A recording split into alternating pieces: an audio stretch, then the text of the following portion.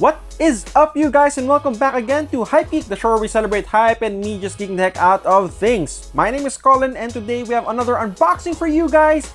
And this is, well, as you can see, it's from Bape. These are a bunch of stuff that I actually had with me for quite some time already, and I actually haven't had the time before to actually unbox it, and I'm having that time right now. So yep, we are going to be checking out a couple of Bape stuff, and don't worry, this isn't going to be the last. There's a couple more coming in as well. You know how much I love Bape. My very first video for this channel was about Bape. And if you're a fan of the brand, if you like Bape, this episode is definitely for you. Now, before we actually go and do that, if you have not subscribed to our channel, please consider doing so because we're making more and more videos for you guys. We just announced the winner of our giveaway in the last video, and there are more giveaways lined up on this channel. But you wouldn't know about it if you have not subscribed to this channel, so please guys, subscribe to this channel, help this channel grow. Click that subscribe button down below and hit the notification bell right beside it so you know when we come up with a new video. Alright, now that we have that out of the way, let's go on with this. Alright, so as you can see, I've got a couple of stuff here. So we're gonna start with the smaller stuff first before we head out to the bigger box and the bigger stuff later on. I got myself a really swag looking rubberized coaster. It says Breathing Ape and then Busy Works is from their Busy Works collection. It also comes in two other different colors. I believe there's a green one and there's a red one. I'm not very sure if there's a blue one. So this one retails about, I think, above $20 at $22 or something like that. It's quite pricey for a coaster, and because it is a rubberized coaster, it's probably going to last quite a bit longer than if it isn't, if it's one of those, you know, cardboard coasters or paper coasters even. There is a cork coaster as well, and I think it uses the Bape head, and it's quite more practical than this because that one is like $34 for a set of 4, versus this is like $20 something for just one piece. However, I think this is going to last longer than that one, so I opted for this. So the reason why I got that small piece is so that I can round everything off and make sure that the shipping cost is a little bit more sulit, because you are going to pay an international shipping cost of $20 if you buy anything from the international Bape website, which this is the second item, and this is actually the main item and the main reason why I shopped at Bape during that time. This was released earlier this year, and this is actually part of their double Bape head collection, which is a large like scarf. Now during that time, I didn't want to buy like a shirt because I was in between sizes. I was trying to slim down. I managed to actually lose a couple of pounds from my quarantine 2020 weight gain. I don't know if you noticed that on the videos, but it's quite of an achievement for me. It's a small achievement for me, and I am choosing to celebrate that. And one of the items that I got to celebrate that small feat is this. So one of the reasons why I super love this design, look at how big that is. So this is actually a square scarf. It's actually more of a head scarf, at least that's what it's written on the website. But what I love about this is the workmanship and the design of this thing. It actually reminds me a lot of Gucci. It's like a mix of Gucci and Bape. I know it's not an actual collab, but just the pristine design that they have, the use of colors, the use of green, blue, the double Bape head. It sort of reminds me of, you know, that double G head from Gucci or the double G from Gucci. It has that vibe, and the design of this is actually replicated on a lot of things during that collection. On shirts, I think there was a long sleeve as well. I'm not entirely sure if there's a jacket. Of course, those things would cost way more. And because I did not want to buy an actual shirt, but wanted to get a piece of the design, I opted for something like this. Now, the material is actually really nice. It's I don't know if it's silk, but whatever it is, it's really soft, it's pristine. And the great thing about having like an item like this is that it's easy for you to accessorize and just spruce things up on your wardrobe. One of the reasons why I bought this as well was to specifically use it for my brother's wedding, but he actually has a theme. During that time, I did not know he actually had like a theme going on, and we had to stick to a uniform of sorts. So yeah, ended up not using it. I will probably use it in a future event when we can actually travel. So what can you actually do with a square scarf? Well, again, that's all up to you and your imagination. Like, you can fold it in half, scrunch it all up, like, you know, put it around your neck, make it like a Boy Scout thing, I forgot what you call this, or I think it's too small to actually be like an actual long scarf. You can use it like a cravat. So again, it's really just up to you. I'm just like playing around with a lot of stuff here.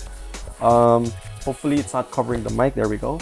And or you can actually use it sort of like a neck bandana or a neck scarf as well. Again, it's all up to you on how you actually want to use this, how you want to play around with it. You can use it as a headscarf if you really want to do that. It's fine as well. And that's the beauty of having an accessory like this, is that it leaves you so much room to just play around and just enjoy fashion. If you want an episode on just me playing around with this, let me know down below. I'll try to see if I can do that as well. But you're here for sneakers, and we have sneakers for you, and this is going to be the unboxing of my very first ever Bapesta.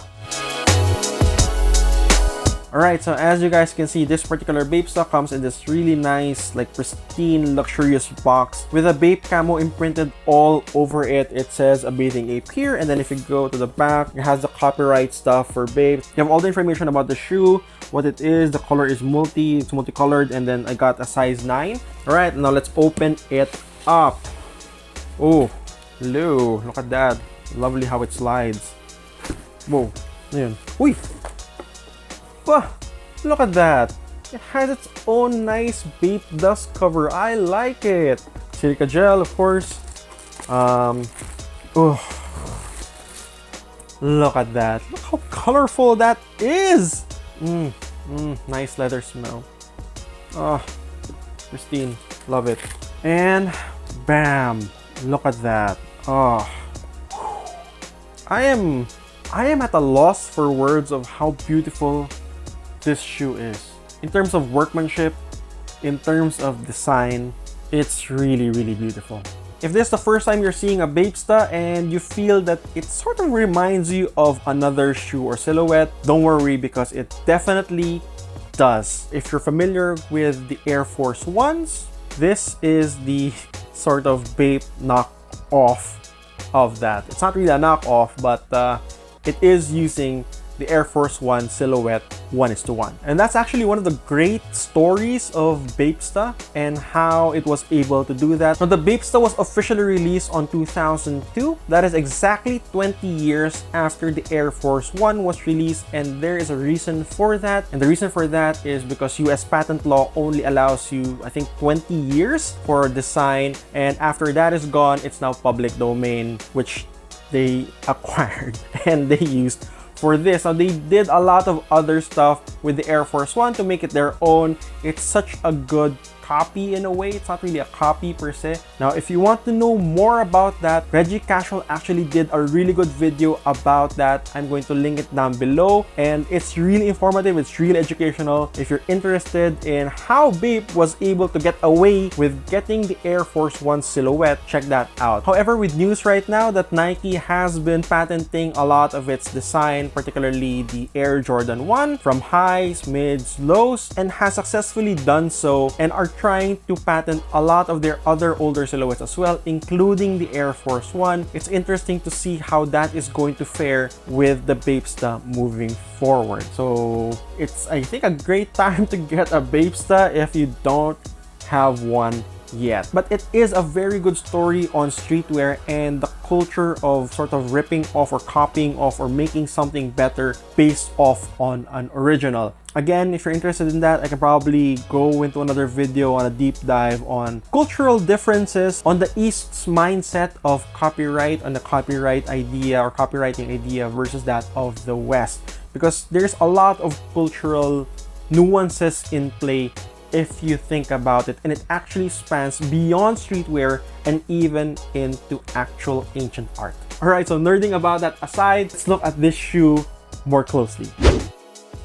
Now, traditionally, Bapestas are wrapped around in really rich, colorful patent leather, which this is void of. There is no patent leather in this actual shoe or this actual design or sneaker. I believe this is called the Tokyo Bapesta. I'm not entirely sure why it's called the Tokyo Bapesta, but I'm liking it. Anything Japan is a win-win for me. But what I love about this is the mix of suede, the mix of leather, plush leather, even tumbled leather for the star logo or the Bape star logo here or the Bapesta logo here. And just the color blocking on this shoe works spectacularly. There's 1, 2, 3, 4. It's sort of like a mismatched sneaker if you think about it, but it's actually designed that way. And because of the really smart color blocking of this, it actually achieves design harmony, which again is really hard to pull off. Now, some people might actually be a little bit put off with the design because it has so many different colors. You think it's going to be super loud, but holding it right now, in actuality, it actually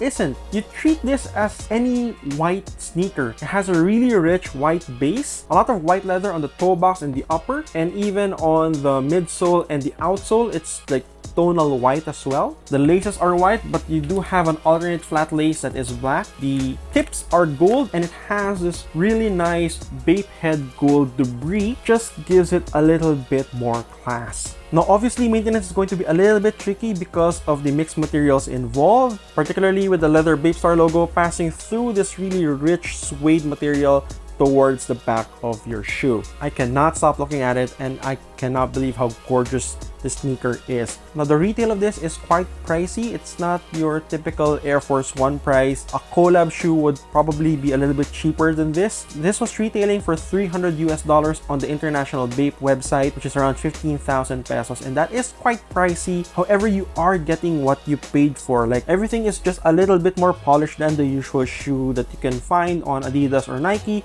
There are no exposed stitching. The gluing is done really well. You don't see excess glue sticking out. Now, you can actually probably get this a little bit more cheaper if you buy it in Japan, and that's true. If you want the cheapest Bape products, you go to Japan and you buy it there on store or online, and you will get the best price. For the international website, it's actually a little bit more expensive, and that's kind of a bummer because if you're buying anything from the Philippines and you're checking out the website on Bape, it automatically redirects you to the international website unless you use a VPN, which then you can, buy stuff from Japan or buy stuff from the US. But the great thing about buying stuff from the international website is that not a lot of people actually shop there. Therefore, you can probably actually get the stuff that you want. If they drop a new collab, just wait for a couple of days. It's probably going to be there, and you will probably get your size as well. Now, as I mentioned before, this is actually not the first time that I bought from the website, but we do have this sort of rule that if you buy anything beyond 10,000, it's probably going to get taxed. This one, though, for some reason was not taxed, so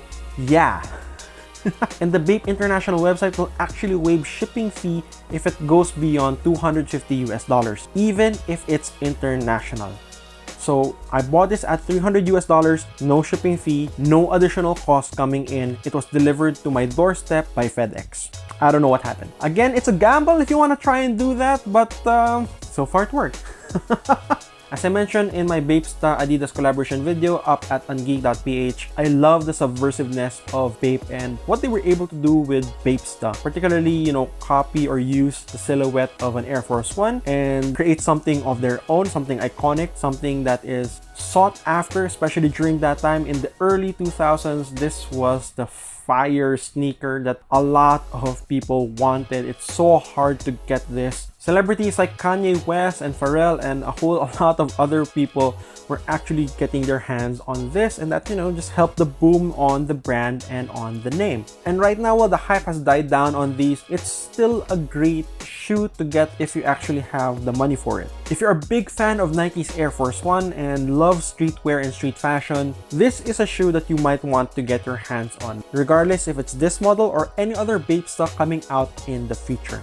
Alright, so that's it for this really quick unboxing of all of these Bape stuff and Bapesta that I actually have. My very first Bapesta.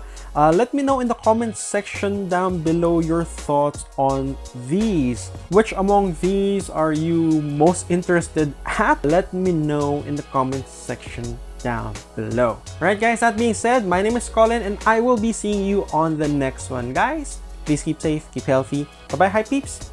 Peace out.